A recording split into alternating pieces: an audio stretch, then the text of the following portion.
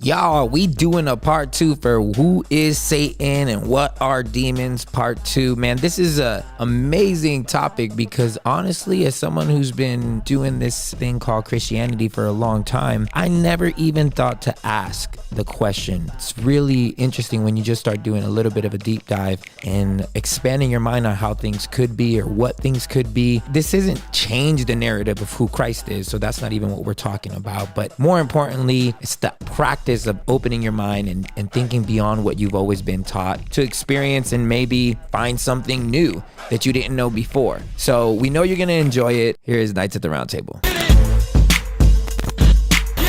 And welcome to another episode of Nights at the Round Table. It's your boy MANWELL'S. I got the queen, ANJELAH Johnson, to the right. ANJELAH Johnson Reyes, excuse me. Be Real out in Los Angeles. We in Nashville. We doing it. When I tell you I had a blast just reading and researching this episode. So we did Who is Satan part 1. This is Who is Satan part 2. I kind of feel like we can just keep going because this is so interesting. And I think what's even more interesting was the fact that I never even did this at any point of my Christianity. Like I never even thought of asking questions. I just kind of like received what they told me. And let me preface that with the fact that I can't stand people who make arguments based on what other people told them. And now I'm like reading stuff for myself and I'm like, man, you know, we've had on this podcast a lot, William Matthews. And I remember when the first time he told me that our creation story wasn't a unique one. Yeah, but it wasn't a unique one. The other religions, other societies had similar story. Right. And I'm like, oh, snap. Are you for real? I thought we were like the only ones. And so now when I'm thinking about this idea of Satan, you know, I just started Googling, started reading, you know, and I went to the History Channel. I have something to say about what you were just saying. Yeah, go ahead. I just took what they taught me as it, but it's more than that because you're not a person that just takes what somebody tells you and then that's it. You do your own research. However, in that whole period of time, you were taught to research a certain way. You were taught that this means this. So if the preacher did a sermon about it and you went and did the research, you would find the scriptures that supported what you were saying because you were reading them the way you were taught they were supposed to be read. So it's not like you just took what the pastor said and was like, oh, that's true. Like you took what he said, you looked in your Bible, you go, oh yeah, it says that here in the Bible too. But now doing like the extra, like reading outside, which is why it's funny. A lot of Christians are like, only read the Bible, like nothing else. Like if it didn't come out of the Bible, then it's not truth, you know? But like these types of questions you were learning outside of the Bible. Oh, other religions have a creation story that's similar? I didn't even know that because you weren't really taught to look at other religions. I don't know if I was not taught to. I just think that for whatever reason, I think what we do, especially in the religious sector, is we find a narrative that seems comfortable and massively accepted. Then we read and absorb things that fit and supplement that narrative. Right. It's the same thing with Republican, Democrat. You pick a side and then you only ingest news, speakers, whatever from that side, and you get into an echo chamber. And it's not even, you just don't even think to ask questions beyond what is presented. Yeah. So, which you should, because that's an actual like provocative thinker, like someone who wants to know. And I think what happens is at some point you think you know everything like I did. And then you're okay with not learning anymore. Yeah. Like you'll read the Bible again and again and again and again. And you know, but that's pretty much it. You don't really like dissect it unless your field is that of a theologian or someone who's trying to break the Bible apart for a studious reason. First, you're trying to write a dissertation or a paper and you need to go into all these things to support your points. But for your average Bible reading Christian in America, it really is enough to just believe what everybody believes because it's not necessarily the fact if you got it all right, but at least you got most of it or enough of it right to feel safe. Yeah. To believe that you are going to be okay. Yeah. You know? I feel like I remember hearing growing up, because I am definitely like that type of person. That's like, the masses believe it. It must be true then. Mm-hmm. Like, who am I to disagree with theologians who study for a living, and I don't like reading. So I'm definitely like that kind of person. But I do remember growing up in church or whatever and hearing on multiple occasions people talking about, oh yeah, you know, when kids go off to college, they end up losing their faith because they start reading about all these other religions and all these other things. And they would say it as like it's a bad thing, like, oh, they got educated and lost their faith. Mm-hmm. Well, isn't that something to be looked at? Like, when you have information, you're able to poke holes in what you believe. Don't you want to poke the holes? Like, no. I mean, think about your own self. Like, I mean, yes, I don't want to do that work, but I'm saying if you're finding out like, wait, this doesn't make sense, this doesn't line up, like, but how would you find out if something doesn't make sense? You'd have to be searching for it. If you're not searching for it, then you wouldn't be like this. Name one time when you were in the flow of the Christian bubble that you ever thought, this doesn't make sense. Every single question has an answer from the other side. It's like every point is like, yeah, but this, but this. So it's only those who go beyond the normally asked questions discover something more. It's because, like, a couple things, right? You guys are all saying really good things, but a couple things. Most people just want to be taught what to think. Right. Yeah. They don't want to be taught how to think or how to step beyond and critically think or analyze something. So there are very few people who are actually like, I want to be a thought leader. Most people, most humanity is like, just tell me what to think and I'll be fine with it. Mm-hmm. But I think most of us don't purposely push ourselves beyond our comfort zone because why would we? There's no real incentive to. So the thing that does happen is painful moments and suffering in our life. And that's the thing that causes us to get out of our comfort zone and reassess things, because it's only in those times of harsh adversity and painful moments that we actually have eyes to see something different than the walls we see in our comfort zone. Right. So it's like, we intentionally don't put ourselves out of that place to the edge of ourselves. None of us do that, really. Like, I think in my heart, I don't want that. I just want truth. And I'm just searching after truth, which kind of puts me on a path where I'm like constantly battling my comfort zone. But for the most part, most of us, we just have a moment, a relationship lost, a loved one lost, a tough break. We get fired from our job. A relationship changes in our life. And then boom, it's like that shock to the system that all of a sudden it's like, oh, actually, that doesn't actually make sense. So I think God in his graciousness and his love for us, he allows us to go through those things because he knows we're creatures of comfort and we're going to do everything we can to stay in that place that we're familiar with. And so, you know what I'm realizing as you say, one of my trigger words is, or trigger statement is comfort zone, because it's been used so much in Christianity. Yeah. And I think about it and I'm like, what does that mean? Yeah. Because I think, you know, everybody wants to be comfortable, but your comfort zone, I think what it means is you are in a place where you think you know it all. And you're stagnant. So you stop learning. Yeah. You just stop. I don't think I'll ever, well, let me never say never, but I think it's going to be very difficult for me to ever reach a comfort zone again, because I am fully aware that my minuscule attempt at learning everything that there is to learn, not only about God, but life, people, this world, I don't think I'm even going to get to a minuscule close idea of how things work.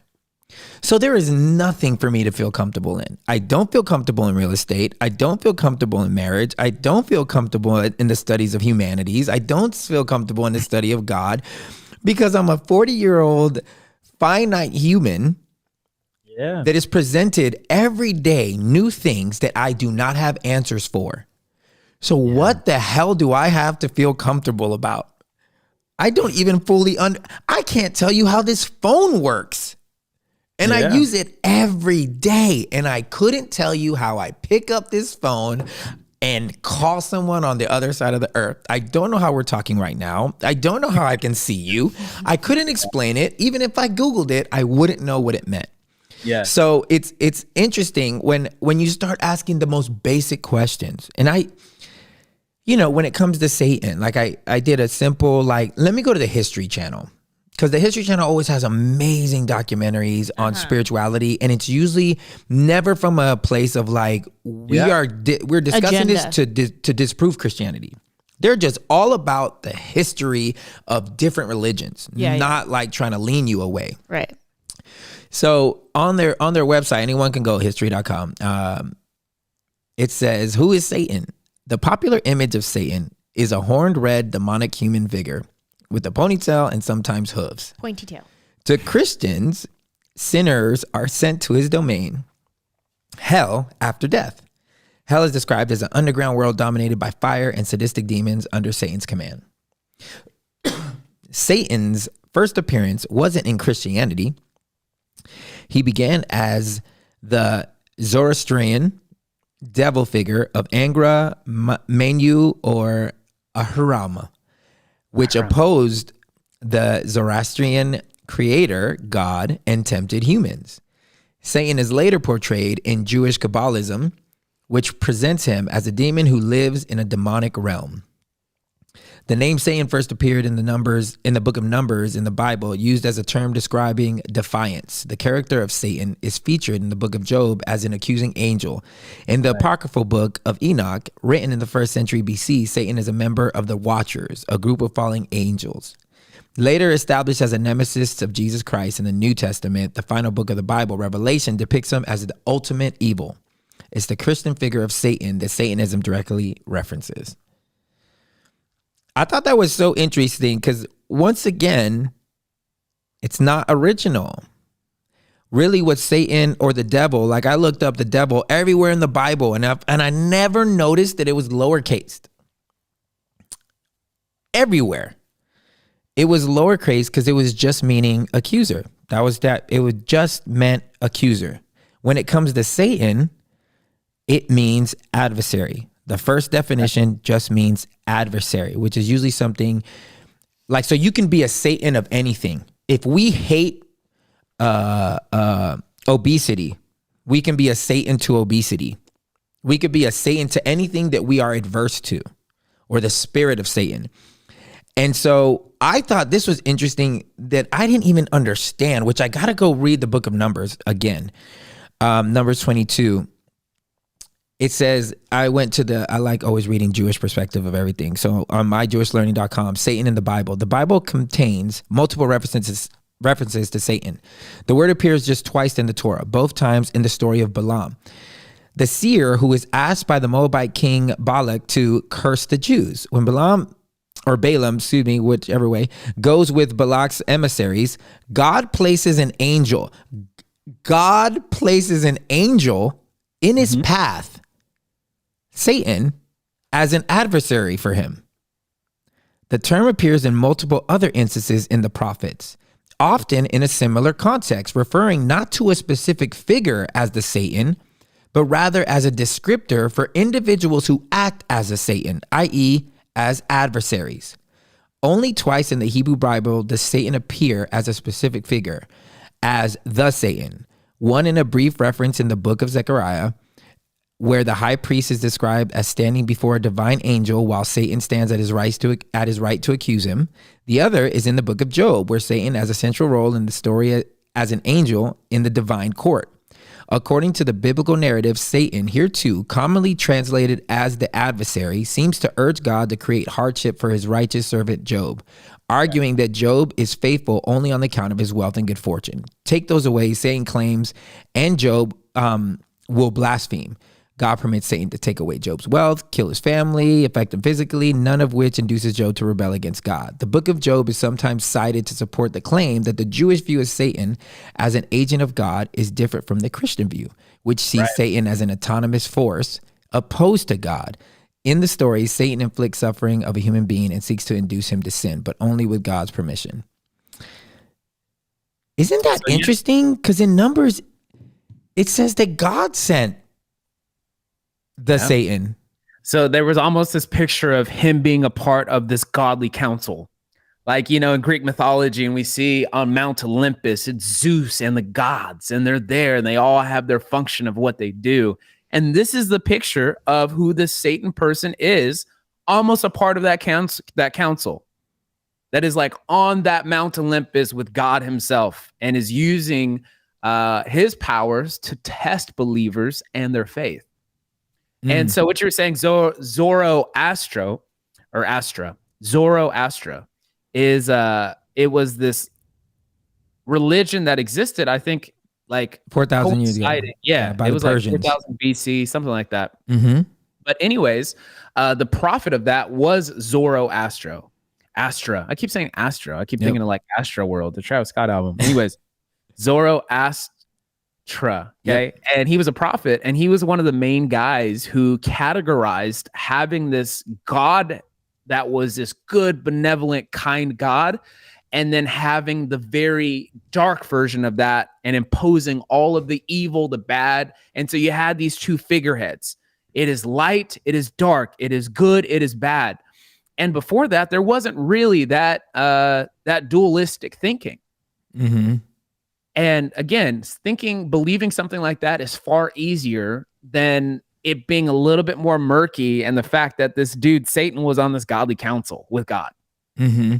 And so it's interesting because obviously we know, and we spoke to this earlier, there's so many other religions that helped influence our religion. And the tendency is to think that we have the cornerstone of truth. Like, we're the first ones that landed at truth, and we're like sticking our flagpole in the ground, Christianity. You know? Yeah. And the truth is that's not the case. That's not even the truth, because we were influenced by so many other religions. I mean, our religion that was birthed out of this was Judaism, right? Which existed at the same time. That both could be claimed to be the first monotheistic religion. Both can come and make that claim. They both existed and started at the same time. One Persian, one Jewish, but had the idea, or they were similar ideas, of a monotheistic religion. Yeah. Which is beyond interesting to think about this, because, you know, can we definitively answer whether or not Satan is a specific person? Not sure. Question. But we can definitively answer the term Satan means adversary. And in the Bible, it was used by God to come against something, which was very enlightening. Go ahead. So with the Satan, like what you were just reading, like in this verse, it's a fallen angel. In this verse, it's simply the accuser. In this verse, and so like Satan takes on different meaning forms, right? Is it similar to, and I haven't finished the book yet, but thinking about Richard Rohr, Universal Christ, and how Christ is not Jesus's last name. Like it was a name. Yep. Is it the same type of thing where like the Christ can take on different meanings in situations? And I could be completely reading that wrong. No, it's what was said. Look, because again, I need to go back and read Numbers 22, because where it says it is. But would it be the same Satan and it's Christ? The Satan. It's a descriptor. But is Christ also a descriptor? The Christ. Correct. The Christ. Like and Jesus. Satan? Christ wasn't Jesus's last name. Right. Like Satan is not that being's name. Correct. It's a descriptor. Yeah. It's a more of a title or a function. Which is what is so crazy, because we've made it a boogeyman, as opposed to the ability of everyone can act. Is it even, well, I wouldn't want to say it could it be, a positive or a negative thing. I think it can be used in different ways. Obviously, the term is completely garnered a negative thing based on how we have created this thing in the 19th century when it all started. But I think as you continue to understand it, it's like, oh man, I get why, this podcast we're listening to said the Satan. So I want to play this first clip. Let me get it to you guys. As it were. And that that on levels beyond our conscious ability that can be tapped into. And it can be tapped into for good, and it can be tapped into for evil. And I that's all I'm really trying to say. And that's why a person on a... I'm sorry, go ahead, Brett. I was just going to say, too, I've experimented with this a little bit to see how much we're dealing just with different reality, or no, the same reality with different cultures. And what I've seen is there is tremendous sameness, and there's also some specific difference. So, for example, what I've noticed is quite often, if you treat something as a demon, it'll act like a demon. If you treat something as a dissociative part of a human psyche, it'll act like that. If you treat it as a shadow to be expelled, then it needs, you do that. But if you treat it as a shadow side to be embraced, it acts like that. So to some degree, the counselor or the deliverance minister actually imposes a framework over the person, and then and I'm not saying that's even bad. It's like, that's why all of the... So this is talking about like deliverance ministry and how if you treat something a certain way, it'll act out in that certain way, which is... He compared it to hypnosis. Right. Like suggestive thinking, suggestive hypnosis, and treating it like that. Like, oh, this demon is coming out of you. Next thing you know, you start talking in a foreign language that you don't know. Yeah. That's interesting. It's beyond interesting. I'm like, oh my God. I don't know if you have anything to say, B. If not, I'll play the next script. No, it's definitely interesting. And again, I could actually, like, there's a part of me that I'm like, yeah, that actually makes sense. And then two, it's kind of like, again, in saying all of this conversation is so nuanced. So it's like, it's not either or. It's probably both and more. Yeah. But obviously there is a component to projecting something on somebody and that thing manifesting, right? Like last episode, we were talking about this kid that had one of the most brilliant descriptions of demons that I've ever heard. But it's something that starts with us, it becomes uncoupled from us, and it takes on a life of its own. Yeah. So it's something like, even if I'm saying something or I'm creating a structure or framework over a person, that thing can actually become real, uncoupled from me, and take on a life of its own. Yeah. So it's funny because I remember I used to cast out demons all the time. It's been a minute since I've seen like a crazy manifestation of like someone rolling on the ground or slithering like a snake, like I talked about in our Halloween episode. And it's also the thing that I don't look for anymore. Like I don't look for demons to be casted out. I'm like, man, I want to see people healthy and whole.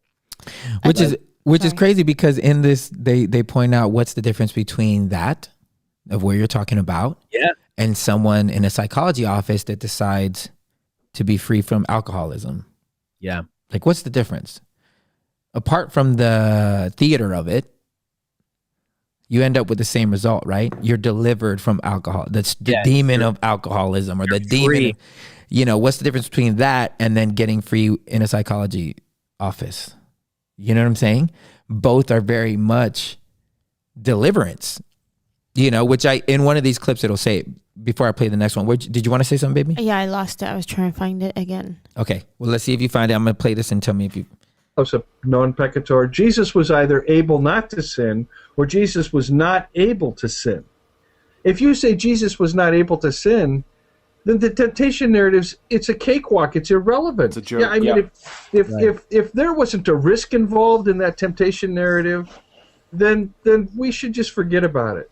I mean, let's put it even more bluntly.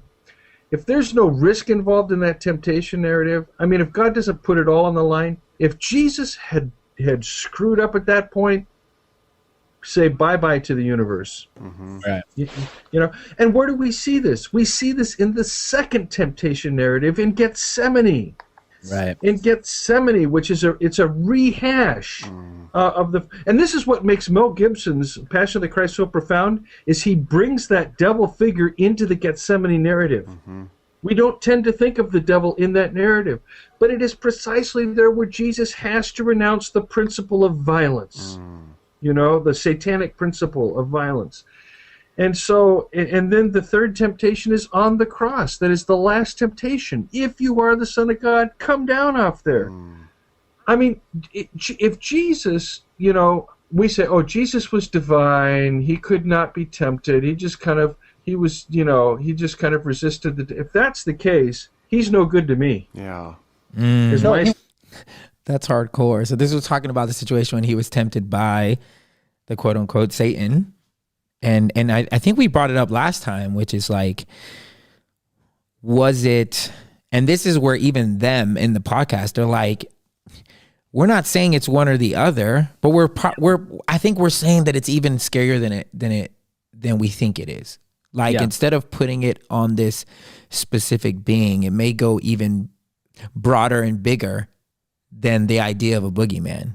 Because they were talking about is Jesus was confronting himself, his own dark side potential, and this was the crazy part where they brought it up, like psychology wise, like in your mind, because they brought up him being in the desert, not eating for a while, fasting, it's hot, it's all these things.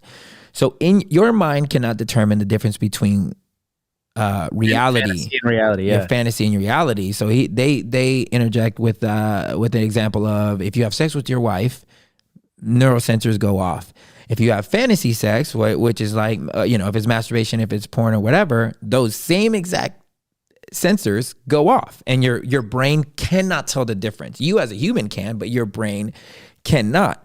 So reality to Christ, like what was happening with him in that moment, whether it was a fight against himself or was it an actual like boogeyman type thing next to him, their argument is like, who cares?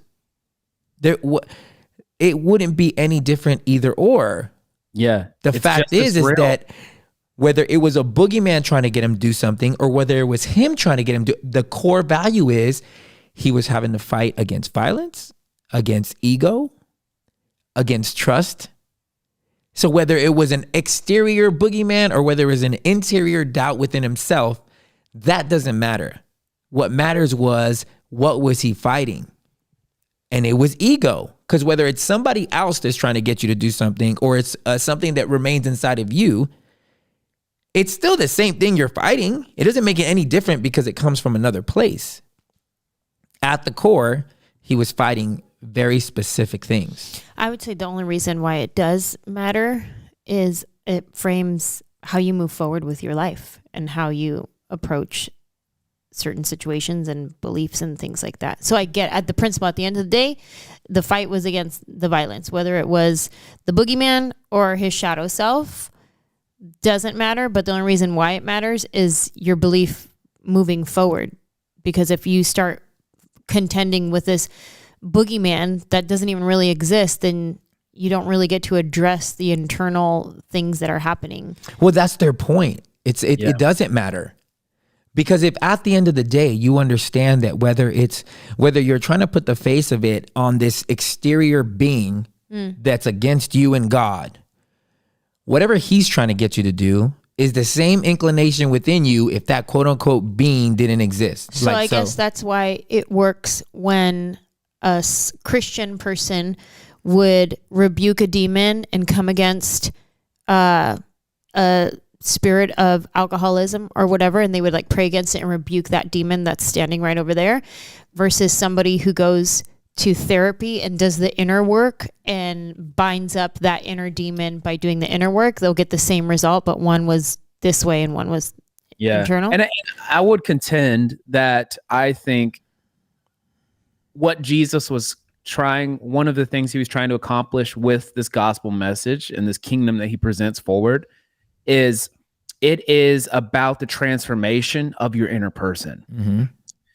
And so I think that journey, although there might be a time and place for that, of like, we cast out this thing in the name of Jesus, we could ultimately, the end goal of that is inward transformation. Right. But what ends up happening is there's some people that get so caught up in the model of it or in the presentation of it that they forget what the actual end goal is. So the other situation you presented has a very clear end goal or result of it. So the focus is on the end, not the means of it. Exactly. So I think they're both valuable, honestly. I think one, there is a greater temptation to forget what the goal was. And there is a lack of emphasis on being able to do the inner work of that. Well, I think also it becomes a codependent relationship, which one would say it's healthy to be codependent on Jesus. But I contend that it's not when you put on him things that it's not his responsibility. So in the same way, okay, so if you think, if you get too much on the codependency of it's Jesus is going to keep me from all these things, right? Which I believe in grace. But it wasn't a little green goblin that brought you your first drink. Like you had to make the decision to walk into whatever store or walk into whatever bar and start drinking. Like that was you. Yeah. You weren't like getting pushed and you're like, no. And there was some mysterious thing pushing you. You made the decision to do these things. And then we call that thing a demon, which could just mean that it's a manifestation of your lack of self-control as opposed to, oh, it's alcoholism. No, it's more like self-control. Because I remember when I was like trying to bind the spirit of lust and, when I kept slipping before marriage and I remember God saying, bruh, it's not lust. You're working like a healthy guy. You see a hot chick, you want to bang her. That's called normal. That's not weird. Why are you trying to make it weird? I was over there like praying against lust, oh God, take away my drive. And he's like, what? You want me to take away biology that I created for every man to enjoy? That's not what you should be praying. You just lack faith to control yourself until the right one comes. It has nothing to do with sex or lust or any of those things. But I was making all those things evil. So what I did in myself was now I carry around this shame. I carry around this idea of demons and Satan trying to get at me because he wants me to fall, when all along it was just biology. It was biology that's very healthy. It means I work. It means everything in me is doing what it's supposed to do. I just lacked the faith to hold that back until I found the right person.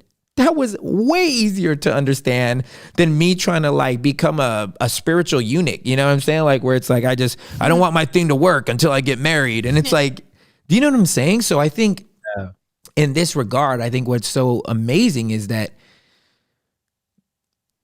it really is. It's not, the thing I like about this podcast is they're not saying, they say that this is the 100% that this thing doesn't exist, right? Satan doesn't exist. They're just saying they don't think that it's in the way that we've made the existence of it. Yeah. Is the spiritual world real? Yes. But I love it how he says, I don't think that when they talk about the spirit realm, he's like, I don't think it's separated. Yeah. I think we're all in it right now. Like there is no distinction between the spirit and the regular, like we are in all of it right now, flowing continuously all the time. It's around us. We are in it. We're not separated from it. And I think that is just a banging way to look at it. Yeah. I mean, even just to your point right there, right? Sin is the lie that we've been separated, right? Sin is the thing that makes me feel like, oh man, now there's this big distance between me and God. But it's the lie that so many believe, that the fact is you've never been disconnected. You've never been separated. And it's like, even like you take a story like in the Bible, it says that Jesus walked through a wall. I think that was very possible because again, as the spirit and the physical are one, that spiritual realm is, if not realer. Yeah. Like Jesus was just more real than that wall and he just walked through it. like that's crazy to think, but you just think of like, man, there's so many things that we're capable of like actually doing and becoming. That's like, that is very interesting to think about. Yeah. That gets into the conversation of that we are all energy. Yes. And that if you were to zoom in right? On a cell, on an atom, if you zoom in as far as you can zoom in on this piece of me, eventually it's going to be vibrational energy. It's and funny, that yeah. anything, this desk, anything is matter of energy. And that's science. That's like not even weird. We've made it hocus pocus. It's funny because towards the end of this podcast, they talk about that at some point we stop thinking of it in that way, which is really like accurate. This is all energy. This is all atoms, matter. And we stopped thinking about it when we turned the idea of the Trinity. They contend against the Trinity ideology. When we called it persons, like 3 persons in one, because in our minds, we automatically think, oh, that means it's 3 different people. When he's like, prior to that, it was more like one God, 3 different energies. Like he flows in 3 different ways, but he's one. So I remembered my thought that I had before, but it also ties into what we're talking about now with energy. So they say that even your thought is matter. Your thoughts are energy, right? And so that's like the science, what people would call like the heebie-jeebies of it, whatever. Like, okay, your energy and your thoughts are energy. But then it comes back to, we were saying you create your own demon and you speak it out and you become however you address it, you know? And it reminds me of, the scriptures talking about the power of the tongue, right. And you create life and death, and out of the abundance of the heart, the mouth speaks, and like that kind of thing. So it's almost like another way of looking at us creating our demons. Like we've read those scriptures, out of the abundance of the heart, the mouth speaks. And that's meant one thing in our Christian life, but it could also be like the demons that we wrestle with, alcoholism or fear or anger, rage. Yeah. Right. And then you speak these things out and you're creating even more so this demon and giving it this power. They say, watch your tongue, watch what you say, watch what you speak over yourself. Like, don't say those things about yourself. And sure, it's because you may start believing it, but it's also you're creating it. Yeah. Well, it's a cultural thing, and that's what they contend with. They're like, Satan and demons are really a reflection of the cultural way of believing a certain thing is. Like, this is how it manifests. And they're like, we'll never say that demons always show up in this way or always show up in this way. Or if they get casted out, it always happens like this or it always happens like this, because it is all based like those type of things in what a culture says is normal, or the face that they put on it. You know what I'm saying?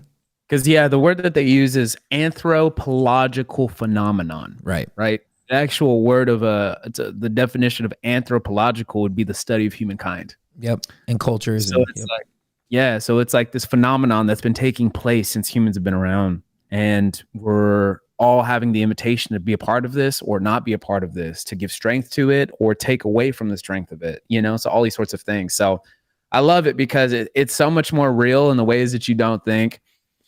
And it's not real in the way that you've probably been taught. Yeah. Let me play this next one.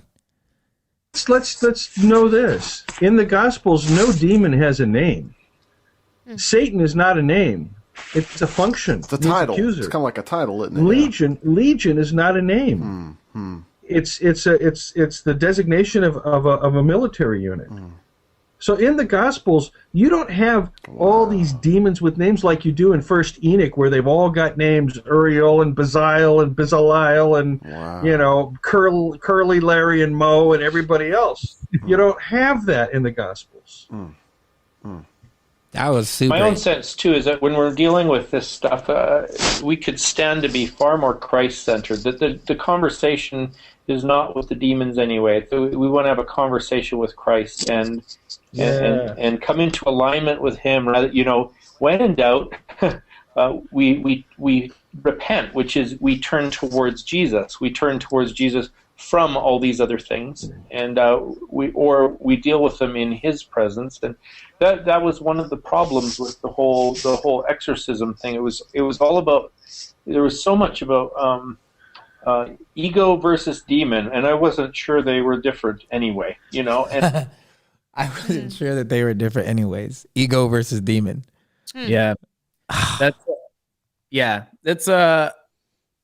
He's talking about obviously ego in the unhealthy sense. Yeah. Yeah. Because obviously we very much so need a healthy ego buildup in our formative years. But woof. All right. I got a couple more, which these are just these are ways that blow me. A couple more. Okay. Actually, I think this is the last one. Okay, hold on. We also need to talk about the demonic in terms of structures. Structures of oppression. Institutions of oppression. The Department of Defense. The Pentagon. The Kremlin. The White House. The KKK. Focus on the family. I mean, these are demonic institutions.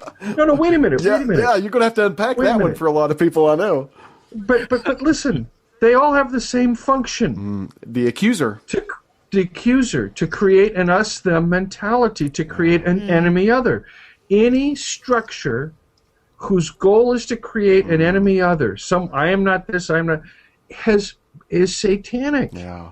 Dang. That's crazy. I mean, I don't know if I would have said that, but I get what he was saying. You know, The man has a point. And this is a good way. Look, even to identify in your own life, anytime you start acting in that way where you're creating an accusatory spirit, or you're accusing someone without any reason, with just how we've been taught. And, you know, we use other scriptures to defend this. Oh, we're supposed to judge one another. We're supposed to do all these things. I always laugh because I'm like, man, we're really good at quoting Paul, not that well with quoting Jesus. Like, could you imagine if everybody just minded their own business? It'd be crazy. If no one like, could you imagine? If people really did just care about how they lived and knew that how they lived would be the biggest impact to their world, more so than how they told people how to live. I mean, it would just be a different world. It would be a different world, which again, we are struggling to do this every day in the sense of like, we're learning, but the idea when they call him the Satan, the idea that what that is an adversary. You know, when you talk about the devil or the demons, you know, anything that creates this accusatory spirit, man, that makes me scared that I could flow in and out of that spirit of the Satan or the devil. Yeah. So it makes you scared, but also if that is true, then this is how we've been operating our whole lives. Yes. Yeah. We've been doing that our whole lives. Mm-hmm. So not that it's nothing to be scared of. It's to be aware of. Right. Yeah. And I don't mean fear like as in the boogeyman fear, because again, like a holy fear. Yeah. Like it's like, oh, wow, this is sobering. This is a sobering truth. Yeah. There you go. That's what you're talking about. Yeah. Cause if we believe like at some point, like I understand that the evil has a presence, there's a power in evil. But if we, for 1 minute, think that evil is stronger than what we claim to have within us, like how can you even be, like we shouldn't even be afraid of it. And that, you know, they say it in this podcast, they say the devil is brought up, I think he said 3 times in the Bible, and each time it's for the dismissal. Like quickly dismiss him. Like he is there, dismiss him. Dismiss him. Because he's letting you know it's not about that. Don't get stuck on that. That's an easy dismissal. And it's not like arrogant to say that. It's just the understanding that God is the most powerful thing, the most powerful energy, the most powerful part of our story that is supposed to already have the victory over everything. You know, so we can't stay stuck over there or give it too much time or give it too much power. You'd be more effective. Which one of the guys, the gentleman, I forgot which one, but he was talking about, when he was talking about deliverance ministries, he said his son came up to him and was like, Dad, every time you do those deliverance things, you always come back meaner. And you're mean. Yeah, you're mean when you do it. We're supposed to be mean to the demons, right? Yeah, I thought it was interesting that he said, you know, once he started focusing on internal healing, he was like, not only was it doing the exact same outcome, but it was more effective than the quote unquote deliverance ministry. Yeah. And I was like, damn, I love this. I mean, look, we'll put the link at the bottom of the description. You guys check it out and let us know what you think. We're gonna have an awesome conversation with our Patreon fam about this. It'll be part Christmas celebration, and at the same time, I'm curious to see what our Patreon VIP think of this Satan topic. We always have amazing. If you guys don't know, our Patreon is popping. Once a month, we do stream Zooms. And we chat and we talk and we build, and it's been the most amazing community that has come out of this, like friends for life type of thing, y'all. It's so awesome. It's part of our Patreon top tier VIP. So if you're interested in it, there's a link in the description, and let's keep this conversation going. Hit us up, DM us with any questions, and if you enjoyed this, share it with a friend. Again, if you are listening to this, we are simply introducing ideas that we heard on this podcast, not introducing new theology or telling you this is how you should think. This is just a simple softball loft where you can decide where it lands. But we're just throwing it up and asking questions to just get your mind thinking. Like, what do you think about all this? DM us, comment, send us a message, and we love to hear from you. And like we say, we pray you find a seat at the table, but if you don't, you are always welcome at ours. Cheers. Cheers.